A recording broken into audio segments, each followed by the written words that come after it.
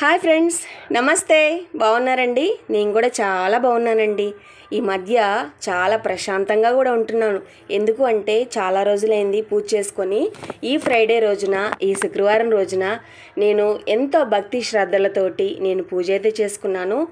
ఎలాంటి పొరపాటు లేకుండా ఇల్లును నీట్గా పెట్టుకొని మంచిగా పసుపు కుంకాలతోటి పూలతోటి అమ్మవారిని ఇలా పూజించుకున్నాను అనమాట. చాలా ప్రశాంతంగా ఉంది.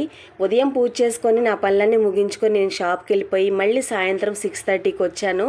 అసలు సంధ్య వేళ ఇంకొకసారి ఇల్లంతా తుడుచుకొని ముగ్గు పెట్టేసుకొని సంధ్యవేళ ముగ్గు పెట్టుకొని మళ్ళీ ఇంకొకసారి అలంకరణ అంతా అలానే ఉంది. మళ్ళీ దీపారాధన చేసుకుందామనేసి నేను ఈ చిన్న వీడియో తీస్తున్నాను. మీరు కూడా కష్టం అనుకోకుండా మంచిగా ఇల్లు నీట్గా పెట్టుకోండి. ఎప్పుడు ఇల్లు నీట్గా ఉంటే మనసు ప్రశాంతంగా ఉంటుంది. ఎప్పుడైతే మనం ఏం చేద్దాంలేని బద్దకించి ఒళ్ళు నొప్పులతోటి పనికెళ్ళొచ్చి చాలా ఇబ్బంది పడేదాన్ని, ఏం చేయాలన్న మనసుకి ఉండేది కాదు. ఏదైనా చేయాలి, అంతా పనే కదా, ఏది చేయాలన్నా కష్టపడి పని చేయాలి. ఆల్రెడీ మనం అక్కడ పని చేసి వచ్చాము. ఇంక ఇంటికి వచ్చిన తర్వాత ఇవన్నీ ఎలాగని బద్దకించి నేను అంతే కూర్చుండిపోయేదాన్ని. అలా చేయకుండా నా పద్ధతి మార్చుకొని నేను ప్రతిరోజు పూజ చేద్దామనేసి ఇలా శుక్రవారం నుంచి నేను స్టార్ట్ చేశాను. మన ముందు వీడియోలో పెట్టున్నాను నేను పూజ ఎలా చేశానో. మీరు ఎవరన్నా చూడకపోతే ఒకసారి మా పూజ విధానం శుక్రవారం రోజు ఎలా ఉందో మా ఛానల్లో ఉంటుంది, చూడండి.